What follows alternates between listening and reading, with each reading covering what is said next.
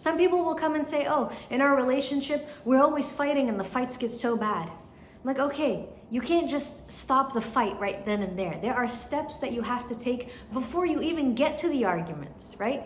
Like respectfully, like when you feel your emotions are high, you walk away. When you feel like you need to communicate something, you first communicate it to yourself so you can do it respectfully to your partner.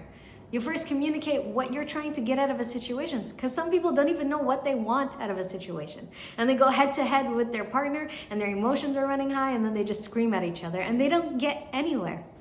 Any habit you want to change, ask yourself, what is the habit and what leads to this? Whether it's arguing with your spouse, whether it's saying you're shy in front of people. I'm shy. Every time I'm out with friends or we meet someone new, I'm shy. Okay, so the situation is you don't have the confidence with strangers. So what would you do in that situation?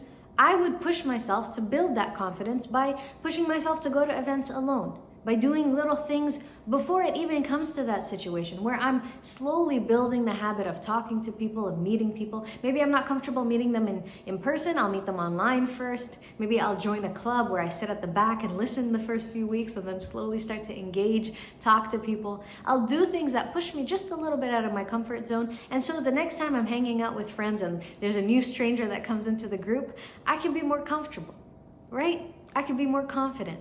And so you have to understand this. Every habit starts with a sequence of steps that happen before you even get to that habit. What are those sequence of steps and what needs to change? And the amazing thing about this is no matter how much this habit is like a big habit, like let's say someone is spending a lot of money on gambling, for example.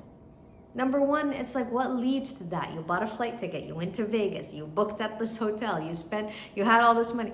There's so many steps before that thing that you can intervene and change yourself, right? And so the reality comes down to, do you want to change? When the answer is yes, then you will address all of these little steps way ahead of the habit, and the habit will change. There's a lot of Muslims that will see this and say, oh, gambling is haram. I know gambling is haram. You'd be surprised at how many Muslims gamble. So one, we're trying to help those Muslims. But two, this platform isn't just for Muslims. It's for everybody. So stop all that negative thinking in your head and always think well of each other. If you benefit from this video, make sure to share it so others can benefit from it as well. And follow Collectively Married for more.